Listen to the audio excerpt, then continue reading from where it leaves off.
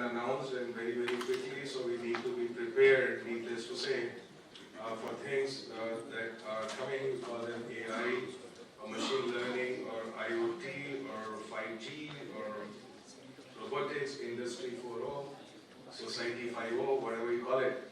All of it is basically interconnected, and the future of technology is all about convergence. This is something we were talking about education just now. The education just does not teach us anything about convergence at all, because the future is all about convergence, but we learn different things in different courses, degree to degree, class to class, and there is no synthesis. So if we are going to be counted up in applications of AI, stand up and be counted, clearly we need people working together, people working with different backgrounds together. So I just keep saying, I don't know if everybody here is just AI people, or what kind of people do we have here? I mean, we all understand AI, or what do we do here? Anybody here is not AI? Everybody got natural intelligence, or they're all AI people here?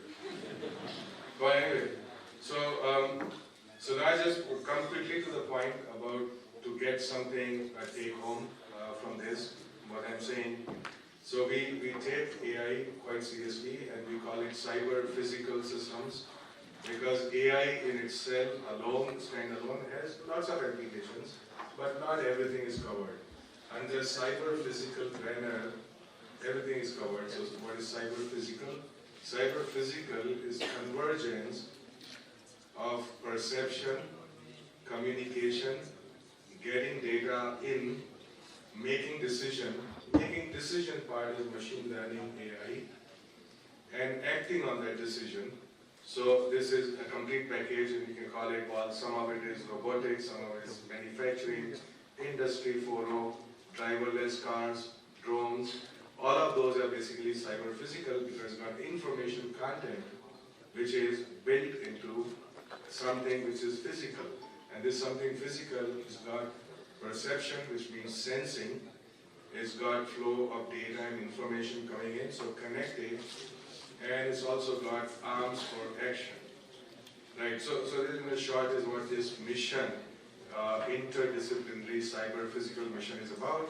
We are pumping in 3,660 crores into it, and this would set up 20 hubs.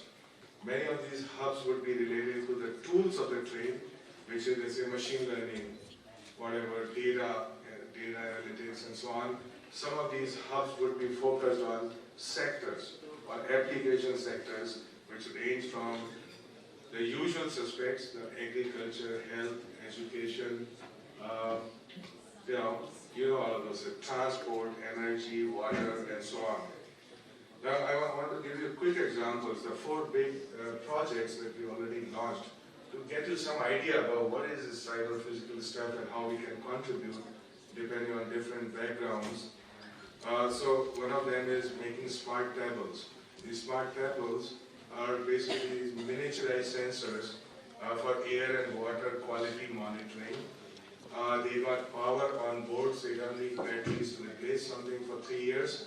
It's got onboard communication, so it's talking to a server back home. It's pumping out a huge amount of data. You got thousands of these smart tables, would be all around Ganges, all around everywhere, Delhi, whatever. So you got actually a map of your air and water quality, not just point values.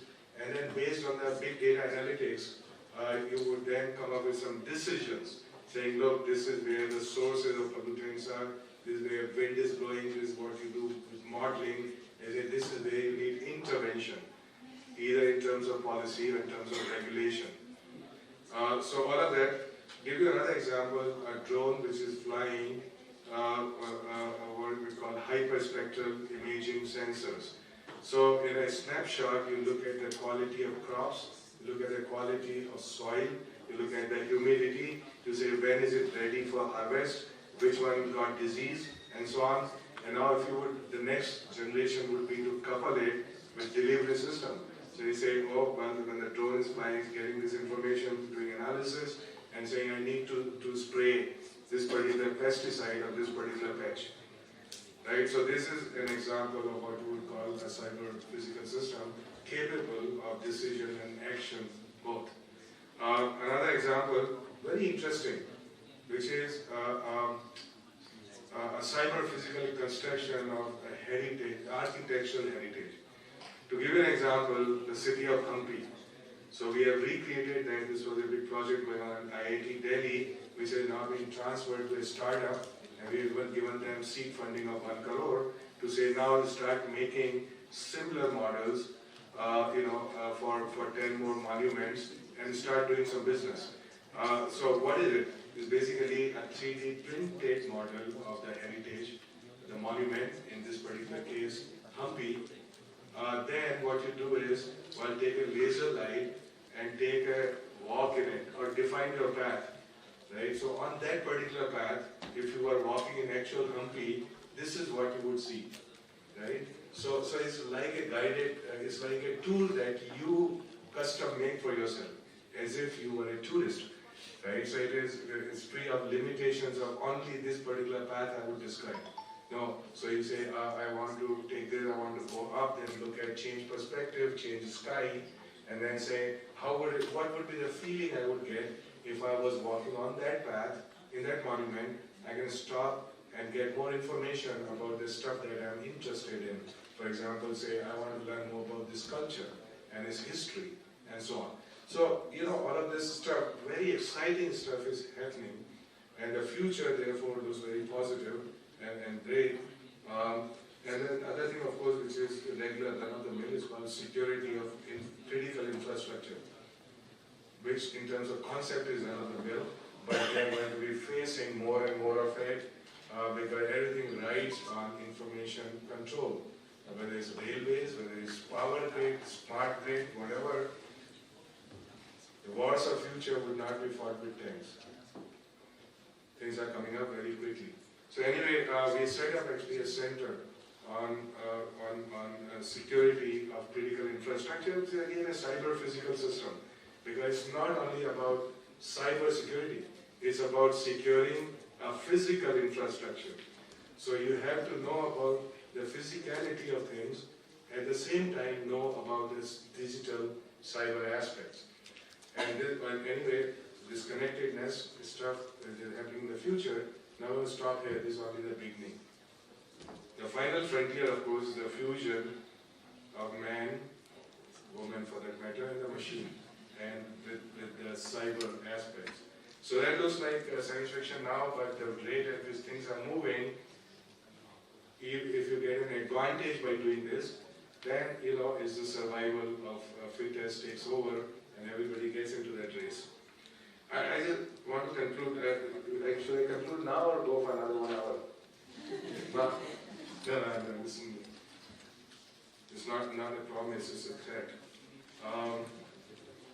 There are great things. The quantum. You see, the Moore's law. How many people know Moore's law?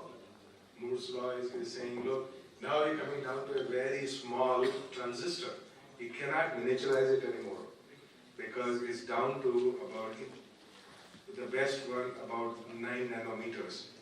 Nanometer is 1 billion times smaller than a meter. And so if you miniaturize it, Moore's law basically said, look, we'll keep miniaturizing and keep bringing in greater speeds. But that's going to stop, right? Because you can't miniaturize anymore within the next 5-10 years, already hit the wall.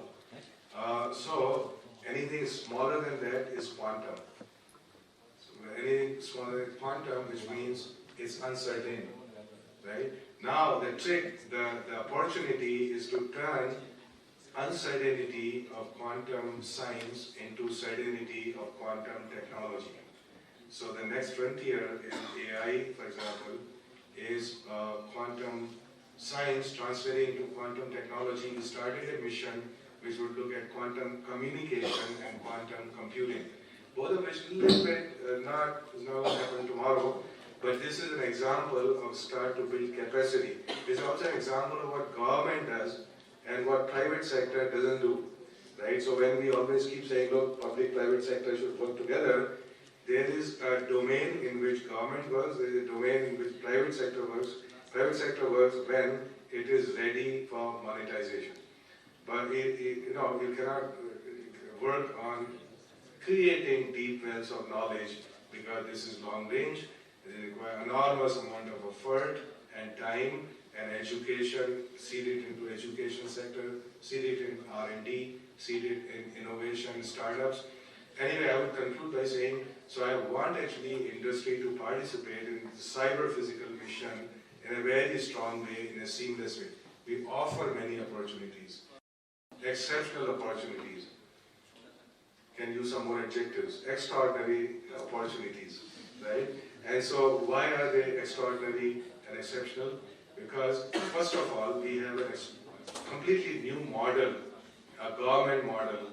Usually government things are slow and so on, and there are inefficiencies in them, and there are silos, but we remove all of that. So each of these hubs actually would go seamlessly from basic R&D to technology development to having its own incubator in which you do that. And then finally even to commercialization, because there would be 4 research parks. I don't know if some of you may have seen research park at IIT Madras, for example, or know about it.